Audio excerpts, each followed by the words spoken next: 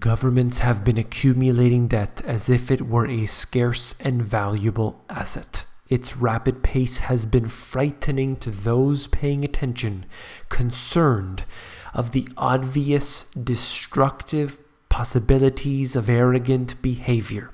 Simple analysis indicates the sickening waste of our tax dollars as well as the criminal Fed's QE programs. Take a deep breath, pause in silence, and carefully discard the lies of the mainstream media. You came here for the truth, so let me unveil that for you. Today we are going to get into the U.S. deficit, how it is reaching record highs every single day. It is never going down, it seems. Let's connect the dots, beginning with this right here. Senator Jeff Flake is continuing his fight against government waste, continuing a crusade that others have started. Ahead of the release, Flake's office made a public Star Wars themed mock movie trailer to promote his effort. The book detailed 100 examples of what Flake identified as a wasteful spending, which he amounted to more than $100 billion. Now think about that for a second. $100 billion. Now that would be huge when you look at it at face value, but understand that there's a lot more than 100 billion. But it's good that at least they're getting into this. As you could see how they created a little movie poster here and trying to obviously piggyback over the new Star Wars movie release that's coming out. So there is much to discuss in the article, but let's get right into it here. I just want to cover just what's on the first page. The font is quite small, but you'll be very surprised to hear what's actually in it. I couldn't believe this for myself. Go into it. You could then do searches on what they're talking about on your own time. A report on wasteful federal spending, starring monkeys on treadmills, parties for hipsters, sheep in microgravity, party buses, winemaking for minors, the science of beer, koozies, zombies in the White House, so on and so forth. So it gets to some absolutely ridiculous things. Let's just highlight, for example, parties for hipsters. They actually spend millions of dollars on this. Now, this is entirely wasteful, but when you try to bring this up, they say, you know what, you're not going to stop it. You know what, they're not wasteful. You know what, the other guy is worse. You know what, and all these silly things. You'll hear every excuse in the book, but never addressing this wasteful behavior. Money is wasted. If you talk to anybody in the government, they will tell you that year over year, they need to spend more money. They have a particular budget. Let's say this department gets $100,000 to spend. If they spend less than that, 90% of that, the next year, chances are they're only going to get 90% of what they got the year before. But if they spend all of it or maybe a little bit extra, well, then they have incentive to get more money the year after. So obviously it just grows and grows and grows. That's the way this works.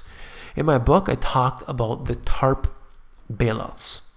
That's the Troubled Asset Relief Program. It was a bailout to various institutions by the U.S. government. The Congress was threatened into allowing this bailout to occur, or else the entire financial system would collapse. You've heard the quotes yourself. They talked about the sky falling. They talked about the stock market dropping thousands of points within days.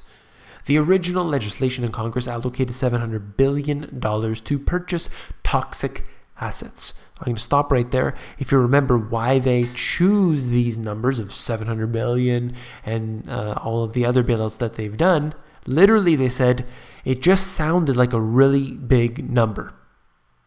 Can you believe it? Instead, it was used to bail out corporations such as GM and Chrysler.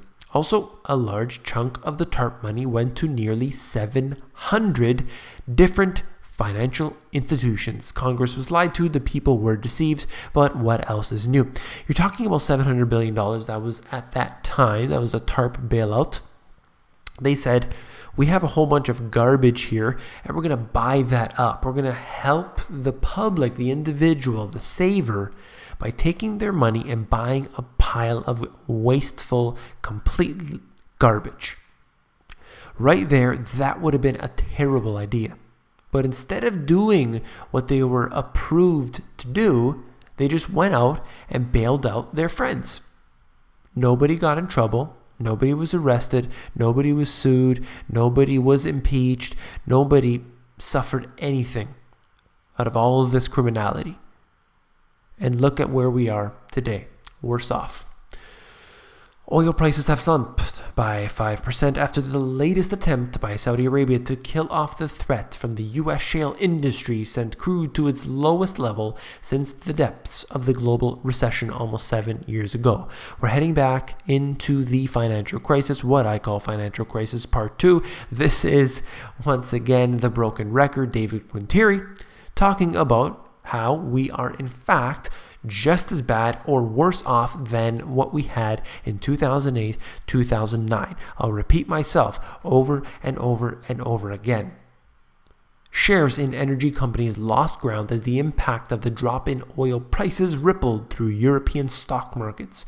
Prices of the other commodities also weakened following disappointment among traders that OPEC had decided late last week to keep flooding the global market with cheap oil. What I would like to say, and they continue to point fingers at Saudi Arabia or the US shale or what have you, I have to believe, I just have to believe that they are sitting down and discussing it all together, instructing where they want these prices to be at. If all of the other markets around the world are controlled by computer algorithms, high frequency trading, you have a whole bunch of conglomerates coming together. You have the big major corporations consistently always meeting together to discuss policies and procedures. What makes you think that the price of oil isn't pre-decided and predefined?